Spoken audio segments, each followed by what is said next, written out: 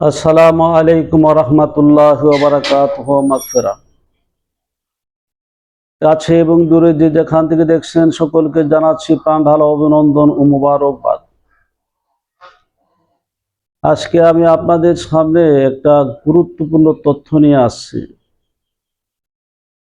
এটা হচ্ছে পৃথিবীতে সকল ধর্মমত যারা আছে সকলে কিন্তু আল্লাহর দাসত্ব করে এবং ঈশ্বর ভগবান গড যে যেটাই বলেন না কোনো এই সৃষ্টিকর্তার আরাধনা দাসত্ব করে। তো আজকে আমরা প্রায় সময় অনেক মানুষই কিন্তু এই কথা বলে, জনকে প্রশ্ন করে যে আল্লাহ শব্দের অর্থ কি, আল্লাহ বলতে কি। আবার অনেকে ভগবান এবং আল্লাহ নামের ভিন্নতা একজনই। তো আজকে আপনাদের সামনে আমি আল্লাহ শব্দের আক্ষরিক যে ব্যাখ্যা, আল্লাহ শব্দের মধ্যে যে শব্দের মধ্যে যে অক্ষরগুলি রয়েছে, এই অক্ষরগুলির সম্পর্কে আল্লাহ কোরআনে কি বলেন, এই অক্ষরিকভাবে আল্লাহ এরকম, আল্লাহর অর্থ কি, এবং ভগবান শব্দের আক্ষরিক যে ব্যাখ্যা এটা কি। আল্লাহ এবং ভগবান শব্দটাকে আমি একটু ব্যাখ্যা করে বলছি, যেটা অনেকেরই জানার ইচ্ছা। দেখুন, আল্লাহ হচ্ছেন এমন এক সত্তা যিনি চিরস্থায়ী, চিরঞ্জীব, যিনি স্রষ্টা, যিনি তামাম জাহান সৃষ্টি করেছেন, যার কোনো তুলনা নেই, যিনি খান না, ঘুমান না, কাউকে জন্ম দেন না, কারো থেকে জন্ম হন না, যেটার পরিচয় আল্লাহ নিজেই কোরআনুল কারীমের মধ্যে সূরা ইখলাস আল্লাহ বলে দিয়েছেন, কুল হুয়াল্লাহু আহাদ। হে নবী, আপনি বলে দিন যে আল্লাহ আহাদ, এক। আল্লাহুস সামাদ, লাম ইয়ালিদ ওয়া লাম ইউলাদ, যিনি চিরস্থায়ী, চিরঞ্জীব, তিনি কার থেকে জন্ম হন নাই এবং কার জন্ম দেন নাই। ওয়ালাম ইয়াকুল লাহু কুফুয়ান আহাদ, তার সমকক্ষ কেউ নেই। এটা কিন্তু আল্লাহ কোরআনে বলে দিয়েছেন। তবে আক্ষরিকভাবে যে ব্যাখ্যাটা, এটাও যদি আমরা ফলো করি, প্রথমে আমি আল্লাহ শব্দের ব্যাখ্যা করছি। আল্লাহ রাব্বুল আলামিনের আল্লাহ শব্দের প্রথম অক্ষর আল। এই আল দিয়ে যদি আল্লাহ কোরআনে কি বলেছেন আমরা খুঁজি, তাহলে দেখব আল্লাহ রাব্বুল আলামিন বলেছেন, আল্লাহু লা ইলাহা ইল্লা হুয়াল হাইয়ুল কাইয়্যুম। আল্লাহু, তিনি ওই সত্তা, লা ইলাহা, তিনি ব্যতীত কোনো ইলাহ বা মাবুদ, দাসত্বের যোগ্য কেহ নেই, দাসত্ব পাওয়ার জন্য, গোলামি করার মতো আর কেহ নই তিনি ছাড়া। ওয়াল হাইয়ুল কাইয়্যুম, তিনি চিরস্থায়ী, চিরঞ্জীব, তার মৃত্যু নেই, তার জন্ম নেই, তিনি চিরস্থায়ী, চিরঞ্জীব। এটা আল্লাহ রাব্বুল আলামিন কোরআনে এই শব্দের প্রথম অক্ষর দিয়ে আল্লাহ বুঝিয়ে দিলেন। যদি আমরা আলের পরে যদি আমরা আল্লাহর পরে যে শব্দ অক্ষরগুলি আছে, সেটা হলো লিল্লাহ। আল্লাহ বাদ দিলাইলে, আল শব্দটা বাদ দিলে লিল্লাহ থাকে। তো লিল্লাহ, এই লিল্লাহ যদি আমরা আক্ষরিক বিশ্লেষণ খুঁজি, কোরআনুল কারীমের মধ্যে আল্লাহ বলেন, লিল্লাহি মা ফিস সামাওয়াতি ওয়া মা ফিল আরদ। আল্লাহর জন্য রয়েছে, লিল্লাহি, আল্লাহর জন্য রয়েছে, মা ফিস সামাওয়াতি ওয়াল আরদ, আসমান জমিনের মধ্যে যা কিছু আছে সব আল্লাহর জন্য। তাহলে আল্লাহ ওই সত্তা যিনি চিরস্থায়ী, চিরঞ্জীব, তার কোনো নশ্বরতা নেই, তিনি অবিনশ্বর। আর এই অবিনশ্বর সত্তার জন্য কি আছে? আসমান এবং জমিনের মধ্যে, মাহফিস সামাওয়াতি ওয়াল আরদ, আসমান এবং জমিনের মধ্যে যা কিছু রয়েছে সব কিছুর নিয়ন্ত্রণ, কর্তৃত্ব মহান রব্বুল আলামিনের, যিনি রাজারও রাজা, বাদশারও বাদশা, রাজাধিরাজ। তারপরে লিল্লাহ বাদ দিলে থাকে লাহু।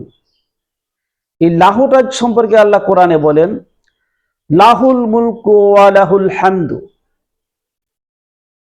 এছাড়া আল্লাহ বলেন লাহুল মুলকুস সামাওয়াতি ওয়া মা ওয়াল আরদ। আল্লাহ রাব্বুল আলামিন বলেন মুলকুস সামাওয়াতি ওয়াল আরদ। আল্লাহ রাব্বুল আলামিনের জন্য মুলকুস সামাওয়াত ওয়াল আরদ, অর্থাৎ মুলক মানে রাজ্য, অর্থাৎ রাজত্ব। আসমান এবং জমিনের যত রাজত্ব আছে, কর্তৃত্ব আছে, নিয়ন্ত্রণ আছে, সব আল্লাহর জন্য। তাহলে লাহু যদি আমরা বাদ দিয়ে দিই, আল্লাহ শব্দের আল গেল, লিল্লাহ গেল, লাহু গেল, এরপরে থাকে শুধু হু।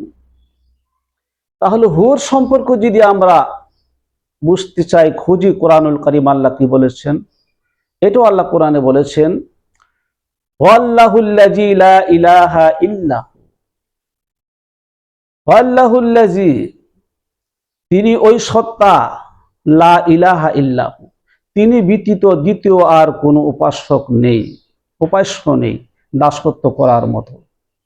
তাহলে আমরা কি বুঝতে পারলাম? এই শাব্দিক আক্ষরিক ব্যাখ্যা দ্বারা আমরা বুঝতে পারলাম যে আল্লাহ শব্দের মধ্যে এমন কিছু তথ্য লুকায়িত আছে, যে আল্লাহ শব্দটা কোনো আরবি না, ইংরেজি না, বাংলা না, কোনো শব্দ না। এটা আল্লাহর তরফ থেকে একটা ঐশী শব্দ, যেই শব্দটা একা নিজে স্বয়ং সম্পন্ন, যার মধ্যে কোনো পুল্লিঙ্গ নাই, স্ত্রীলিঙ্গ নাই, যার মধ্যে ভাষান্তর নাই, রূপান্তর নাই। এটা এমন একটা শব্দ যে শব্দটা শুধু আল্লাহর পরিচয়ই বহন করে। তাহলে আল্লাহ ওই সত্তা, যিনি ধ্বংস হওয়ার অবকাশ নাই, চিরসত্তা, যিনি চিরস্থায়ী, চিরঞ্জীব, এবং যিনি সকল কিছুর ক্ষমতার অধিকারী, যার নিয়ন্ত্রণে আসমান জমিনের সবকিছু, যিনি ছাড়া কোনো উপাসক নাই, যিনি একমাত্র উপাস্যের অধিকারী। এই সবগুলো অর্থ একজন স্রষ্টা হওয়ার জন্য যা কিছু প্রয়োজন, সেটা কিন্তু এই শব্দের মধ্যে লুকায়িত আছে। হ্যাঁ, এখন যদি আমরা যিনি স্রষ্টা বা রব, আল্লাহ, ঈশ্বর, ভগবান আমরা যাই বলি, এই ভগবান শব্দটার যদি ব্যাখ্যা আমরা জানতে যাই, যারা সনাতনী ধর্মের, তারা এই শব্দটাকে তারা ঈশ্বর বলে ব্যবহার করে। এই শব্দের ব্যাখ্যা জানতে গেলে আমরা প্রথমে খুঁজব ভগবান, বড় ভ, গ,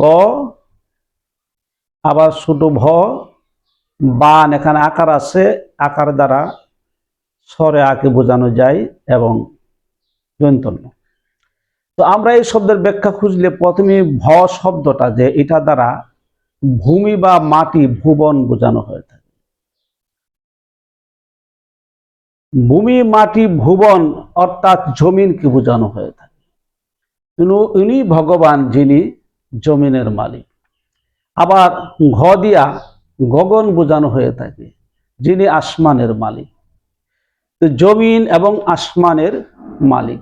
তো আমরাও কিন্তু আমাদের আল্লাহ শব্দর নামের মধ্যে লিল্লাহি মা ফিস সামাওয়াতি ওয়া মা ফিল আরদের মধ্যে, যিনি আসমান জমিনের মালিক, যার জন্য আসমান জমিন রয়েছে, এ কথাটা কিন্তু রয়েছে এখানে।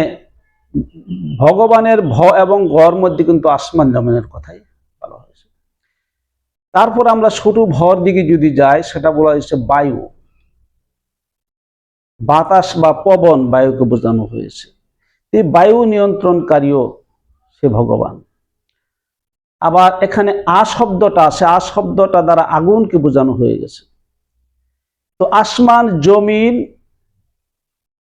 মাটি, ভূমি এবং গগন মানে আসমান, এবং বায়ু, বাতাস, এবং আ দ্বারা আগুন, এবং ন দিয়া নীর, পানিকেও বোঝানো হয়েছে। অর্থাৎ আগুন, পানি, বায়ু, বাতাস, বায়ু এবং পানি, আসমান, জমিন, আগুন, পানি, বায়ু, এই পঞ্চগুণের অধিকারী তিনি ভগবান সনাতনীদের ভাষায়। কিন্তু তারা এই ভগবানকে স্রষ্টা রূপে জানে। আর আমরা আল্লাহ শব্দ দিয়ে আল্লাহকে আমরা ওই সত্তা বলে জানি যিনি আসমান জমিনের মালিক, হায়াতের মালিক, মওতের মালিক, ইজ্জতের মালিক, সম্মানের মালিক, সমস্ত তামাম জাহান নিয়ন্ত্রণের মালিক, যার অধীনে রয়েছে সমস্ত তামাম জাহান। এটা শুধু আল্লাহ রাব্বুল আলামিনের একটা জাতি নাম, ওই জাতি নামের তথ্য আমরা এখানে তুলে ধরলাম। কিন্তু আল্লাহ রাব্বুল আলামিনের এই নামের পাশাপাশি আরো অনেক নাম রয়েছে, সিফতি নাম। যিনি রাহমান, যিনি রহিম, যিনি খালেক, যিনি মালেক, যিনি রাজ্জাক, যিনি কবির, যিনি হাইয়ুল কাইয়ুম, সামিউম বাসির। তো আল্লাহ রাব্বুল আলামিনের ওই সমস্ত নামের গুণও আমরা যদি খেয়াল করি, একজন উপযুক্ত সত্তা হওয়ার জন্য যত গুণ ও গানের প্রয়োজন সেটা আল্লাহ রাব্বুল আলামিনেরই আল্লাহ নামের মধ্যে রয়েছে। এই জন্য আল্লাহ রাব্বুল আলামিনের উপর দৃঢ় বিশ্বাস এবং স্থাপন করা সকল মানুষেরই কর্তব্য। তিনি স্রষ্টা, আমাদেরকে সৃষ্টি করেছেন, আমরা তার দাসত্ব করব। আল্লাহ রাব্বুল আলামিন বলেছেন যে হুয়াল হাইয়ুল কাইয়ুম, তিনি চিরস্থায়ী, তিনি চিরঞ্জীব। হুয়াল আউয়ালু হুয়াল জাহিরু হুয়াল বাতিন, তিনি প্রথম ছিলেন, তিনি আখিরে থাকবেন, তিনি জাহেরে আছেন, তিনি বাতিনে আছেন। অর্থাৎ প্রকাশ্যমানও আল্লাহ আছে, অদৃশ্যমানও আল্লাহ আছে, এবং প্রথমও ছিল আল্লাহ, শেষও থাকবে আল্লাহ। তো আল্লাহ ছাড়া কোনো স্থান, কোনো জায়গা অপূর্ণ নেই। সব জায়গায় আল্লাহ হাজির নাজির মওজুদ আছেন, মহিত আছেন। এখন বিভিন্ন মানুষ বিভিন্ন রকম ব্যাখ্যা করতে পারে, এই জন্য আল্লাহর ঐশী গুণ, ঐশী ক্ষমতাকে সবাই স্বীকার করতে হবে। আশা করি এই শব্দ বিশ্লেষণের মাধ্যমে আল্লাহর রব্বুল আলামিনের যে ঐশী ক্ষমতার কিছু পরিচয় আপনাদের সামনে তুলে ধরতে পেরেছি। তো আমাদের এই চ্যানেলে থাকবেন আপনারা, রোহানি টিভি। এই টিভিতে সবসময় আমরা চেষ্টা করব যে কিছু তথ্য নিয়ে আপনাদেরকে জানানোর জন্য। ওয়া আখিরি দাওয়ানা আলহামদুলিল্লাহি রাব্বিল আলামিন, ওয়াসসালাতু ওয়াসসালামু আলা রাসূলিহি।